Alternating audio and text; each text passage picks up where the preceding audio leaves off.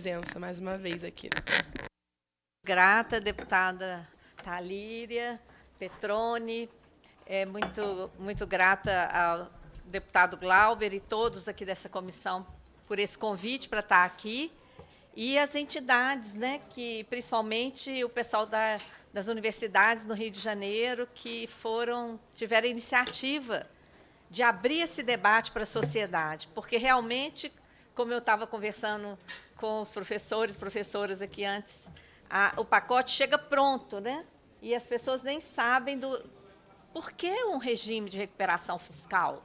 O que tem que ser recuperado? Por que chegamos nesse ponto? Eu tenho uma apresentação, a assessoria poderia colocar, e eu não sei se tem passador. Tem o passadorzinho? Tem? Ah, ótimo. Então, eu preparei exatamente uma apresentação para mostrar como que chegamos nesse ponto. Porque, de acordo com as investigações que a Auditoria Cidadã da Dívida vem fazendo há anos, nós já publicamos nota técnica sobre a dívida do Estado do Rio de Janeiro, e já acompanhamos essa questão há muito tempo. Temos um núcleo lá, nosso coordenador, Paulo Lindersey, está sempre acompanhando, participou, inclusive, da CPI, que aconteceu lá na Câmara, na Assembleia Legislativa do Rio de Janeiro, mostrando os dados. Na realidade, qual é a origem dessa dívida, que está sendo agora submetida ao regime de recuperação fiscal? Não é? Então, é essa contribuição que eu quero trazer. Eu vou ficar em pé aqui para não ficar... Tem um microfone sem fio? Tem? Enquanto ela pega? Então, eu vou mostrar como que o sistema da dívida, não é, atua também nos estados, né?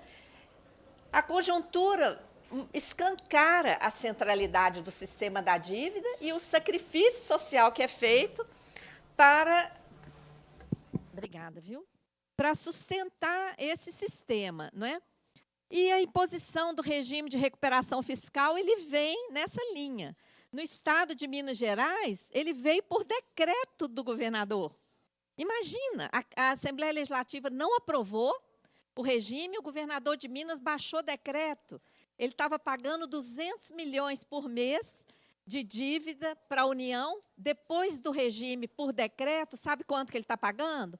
Quase 300, aumentou 50% a destinação de dinheiro para esse sistema. Outro ponto da conjuntura é a ameaça de nova reforma da Previdência nos estados. Estava lá na PEC 66, com muita luta nós conseguimos tirar, mas a ameaça não terminou, não é? Estão sempre trazendo a necessidade de novas contrarreformas. A reforma administrativa está aí, né, com o presidente dessa casa quase toda semana falando que vai retomar essa pauta da PEC 32, as privatizações, as PPPs, as securitizações de crédito público, que infelizmente foi aprovada o projeto 459, né, mas a securitização já vinha sendo feita de forma ilegal, atingindo inclusive o Rio Previdência, né, deputado Serafini, teve uma atuação relevante lá naquela CPI, que mostrou desvio de recursos da classe trabalhadora, de aposentadoria da sociedade carioca, até para Delaware, paraíso fiscal nos Estados Unidos. Não é? Então, tudo isso, gente, agora com o fim do regime jurídico único pelo Supremo, né? Foi outra bomba que caiu aí contra os servidores públicos no país e contra a prestação de serviço para a população. Porque vocês imaginem, não é, o que vai ser com essa contratação por CLT, não é? Enfim, vamos lá. Em termos federais, a dívida abocanha quase metade do orçamento federal todo ano. Isso prejudica a transferência para estados e municípios, não é? E também a destinação de recursos para a educação. E saúde, que na esfera federal se destina uma parcela, claro, para todas essas pastas. E a centralidade do sistema da dívida nas decisões econômicas no Rio de Janeiro já consta dessa nota técnica, o link está aqui, essa apresentação está disponível, que depois pode ser acessada por todos. Mas o importante é mostrar que dívida é essa, de onde surgiu essa dívida que agora impõe essa questão do regime, né? É uma dívida, gente, que, primeiro, não tem transparência sobre o surgimento dela. Ela foi resultado de um refinanciamento lá no final da década de 90, não é? E naquele momento, um pouco antes da Lei 9496, que não veio sozinha, veio com um pacote, não é, de refinanciamento da dívida, um pacote de ajuste fiscal, um pacote de privatizações, não é? Eram 3 pacotes ao mesmo tempo. E os estados foram encurralados para entrar nesse refinanciamento. Esse refinanciamento atingiu todos os estados. Um refinanciamento em condições muito piores do que a dívida que eles tinham. Mas olha a conjuntura. Primeiro, os estados ficaram proibidos de emitir títulos próprios para refinanciar a própria dívida. Segundo, o governo federal, na época, baixou um decreto proibindo os bancos públicos de refinanciar a dívida dos estados. Então, se os bancos públicos estavam proibidos, os bancos privados iriam refinanciar? Claro que não. Então, os estados não tinham alternativa. E entraram nesse pacote, não é? Sem a comprovação daquele valor submetido ao refinanciamento. Porque antes, os estados que hoje estão com maior problema estão sendo submetidos ao regime, que é o Rio Grande do Sul, Rio de Janeiro, Minas Gerais, São Paulo, Goiás, foram justamente os estados que já emitiam títulos. Esses títulos eram emitidos em condições paritárias aos títulos federais. E qual foi a lógica do governo federal lá na década de 90, com o Plano Real? Elevar o juro para quase 50% ao ano. Isso fez com que a dívida dos estados ficasse inflada, sem que os estados recebessem um centavo sequer, tá? Apenas em função de uma política monetária federal completamente equivocada, não é? Então, a dívida surge de um saldo inflado e o que aconteceu? Foram somados os passivos dos bancos. O Banerj, que é um banco público, era um banco público do estado de Rio de Janeiro, ele foi privatizado, o passivo do Banerj simplesmente foi transformado em dívida pública. Que passivo era esse? Quem devia para o Banerj? Houve uma CPI do Banerj, a gente já tentou, deputado Flávio, acessar a documentação dessa CPI, ninguém consegue acessar para a gente ver de onde vem isso aí. Que passivo era esse, que foi simplesmente transformado em dívida dos estados? Então, gente, lá na origem, olha bem, se a gente espremer, o que era dívida mesmo? O que o estado do Rio de Janeiro realmente pegou de crédito? Os títulos que ele vendeu, que depois foram inflados, pronto.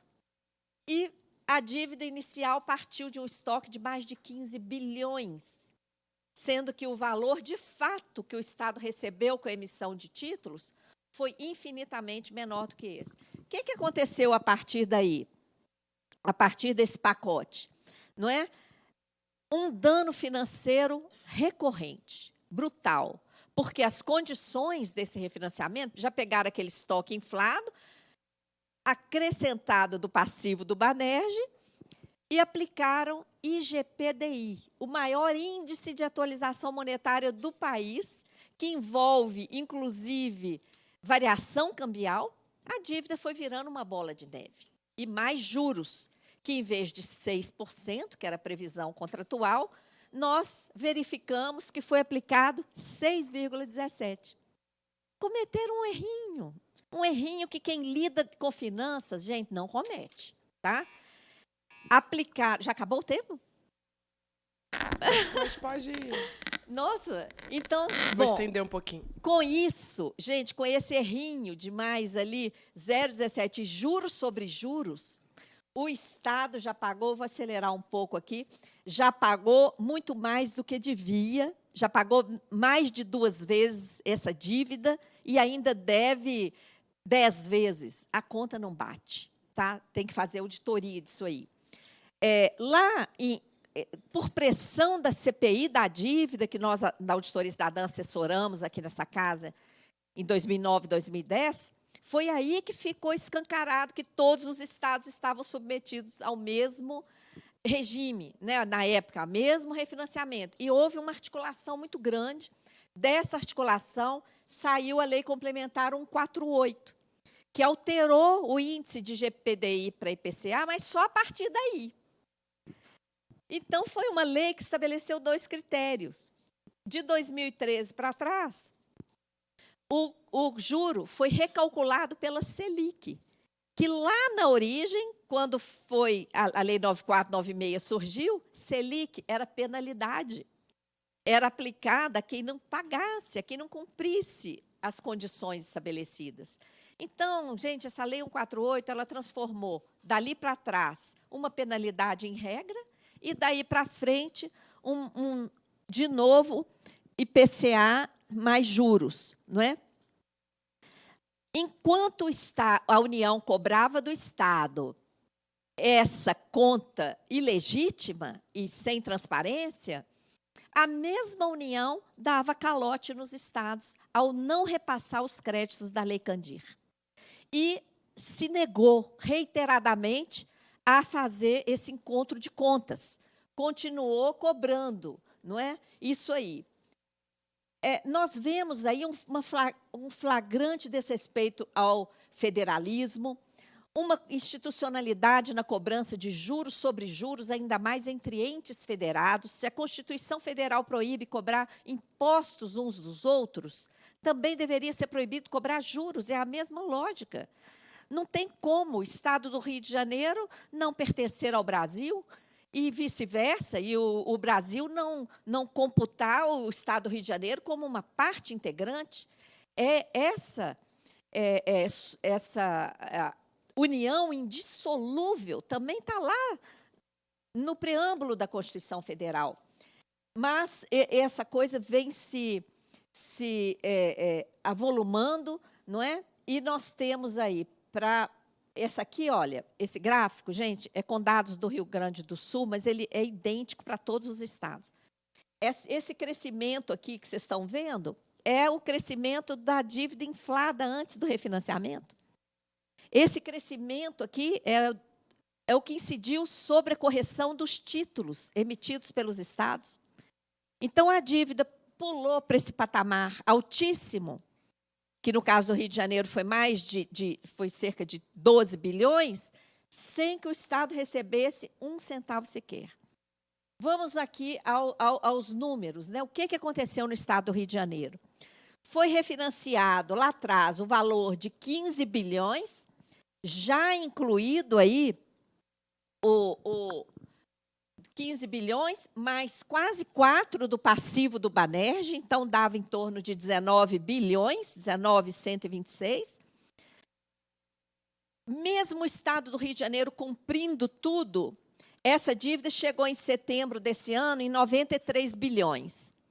E a parte segregada a partir do regime de recuperação fiscal imposto lá, já soma 74 bilhões. Então, o Rio com uma dívida em setembro desse ano de 168 bilhões de reais. E se você espremer, o que o Rio recebeu? Qual que é a origem mesmo? O que ele pegou de dinheiro? É quase nada, Thalíria. É quase nada. Então, nós temos aí um estoque inicial de 19,1 bilhões. De 98 até 2024, o Rio de Janeiro pagou 57 bilhões e meio. Gente, aqueles 19 já foram pagos quase 3 vezes, tá? 3 vezes. Já pagou 3 vezes. E o estoque é 167. Em vez de enfrentar uma auditoria, gente, por quê? Me respondam. Por que não se enfrenta a auditoria da dívida? Por que não se coloca tudo isso na mesa e rediscute? Não. É um pacote atrás do outro. É regime de recuperação fiscal, é Propag, muda um índicezinho aqui, outro ali. Não resolve o problema. Não é? E mais, a conta da dívida é tão alta que vem cortes em cima de cortes. Olha aí as universidades. Nós vimos a notícia. Universidade Federal do Rio e a UERJ lá com conta de luz cortada, porque não tinha dinheiro para pagar a conta de luz de universidade. Isso é muita vergonha. O crédito da Lei Candir, que até 2015, numa conta oficial, tá? Feita aqui, inclusive, referendada aqui na Câmara dos Deputados, para o Rio de Janeiro, era 49,2 bilhões. Só que o governador Pezão concordou, né, Serafim, com um acordo que foi feito, com supervisão do Supremo e tudo, porque é assim que funcionam os golpes nesse país. E aí, quanto que ele aceitou receber desses 42 lá no Rio? Menos de 5% em 18 anos. Ô, gente, quem faz um negócio desse? Isso tem que ser questionado judicialmente. Ainda foi o Witzel. Por quê? Por quê que tem que ser questionado? Não é possível, esse crédito não era do governador de plantão. Esse crédito é um crédito da sociedade do Rio de Janeiro. Ele abriu mão, era um crédito legal, previsto na Lei Candir, que já foi alterado pela emenda 109. Tá? Os incentivos fiscais injustificados, ninguém mexe. Inclusive, no pacote que o Haddad anunciou ontem, daqui para frente é que vão ser analisados os benefícios fiscais. O que está aí. Ninguém mexe, tá? Nos privilégios. A concentração na esfera federal continua, não é?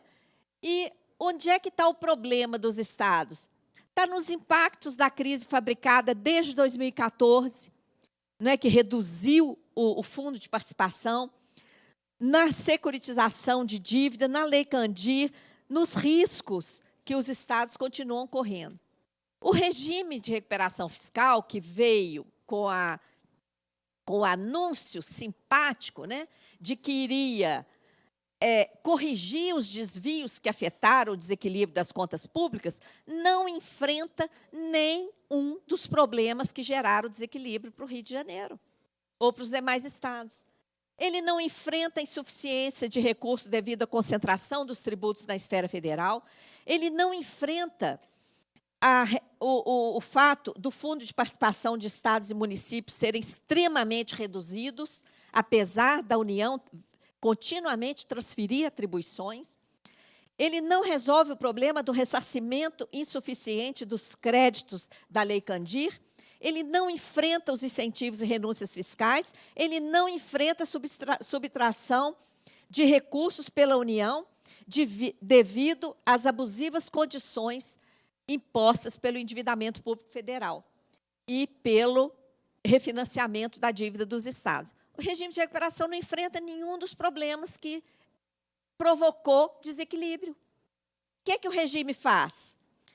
Ele congela salário de servidor público, como se o problema do rombo tivesse aí.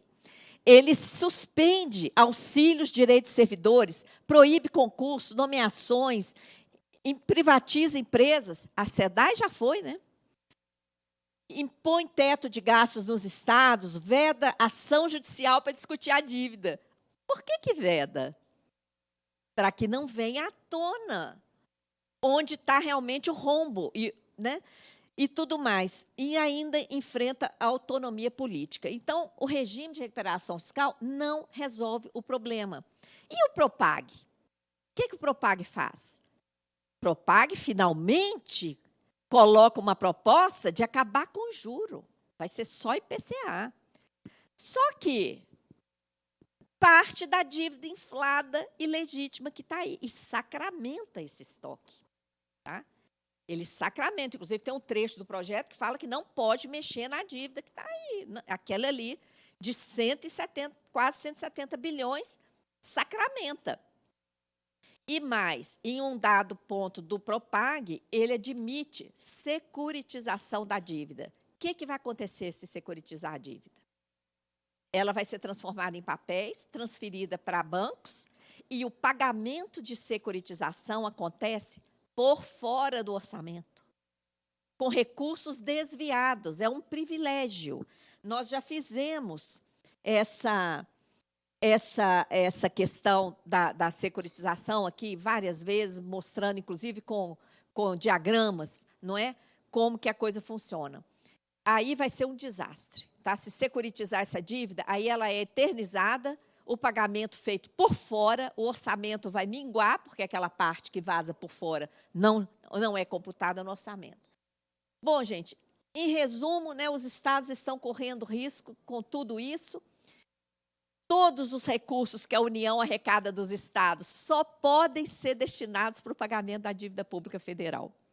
Então, o sacrifício, ó, vocês estão vendo por que nós criamos a expressão sistema da dívida? É um sistema que se retroalimenta, inclusive, com essa sucção de dinheiro dos estados. Né? A dívida federal é outra coisa que ninguém faz auditoria, não é? A auditoria cidadã briga por isso há 24 anos. O Tribunal de Contas já falou que não tem contrapartida, que nenhum investimento foi feito com dinheiro de emissão de título, e nós estamos aí, o país inteiro amarrado. Esse pacote aí que a Haddad está tendo que apresentar é para quê? Para cortar mais direitos, para pagar mais dívida. Que dívida? Uma dívida sem contrapartida, sem transparência, que ninguém até hoje teve coragem de enfrentar ou vontade política de enfrentar. Né? A conclusão, para terminar, a dívida do Estado do Rio de Janeiro com a União está paga. Os números mostram isso. A história mostra isso. Está paga. A nossa luta tem que ser pela baixa contábil dessa dívida. Ela está paga. E não é possível o Estado ser submetido a esse sacrifício todo, a esses cortes todos, para pagar isso. E esse dinheiro não vai fazer falta para a União, não. A União, só na conta única do Tesouro, tem 1,5 trilhão parado para dar garantia para rentista. Tem mais quase 2 trilhões no Banco Central e mais de 2 trilhões em reservas internacionais parada lá fora, com risco de calote. Tá? Parado lá. E nós aqui nessa penúria, que absurdo, né? A auditoria tem demonstrado que essa dívida está paga, tem denunciado todos esses mecanismos usados desde o refinanciamento, e essa é a nossa proposta, que se suspenda esse pagamento, faça auditoria, dê baixa nessa dívida. Obrigada. Muito obrigada, Maria Lúcia. Sempre muito bom te ouvir. E, como combinado, eu vou passar agora a presidência para o deputado Flávio Serafini. Vou e volto, tá bom? E aí ele vai seguir conduzindo aqui a audiência, gente. Tamo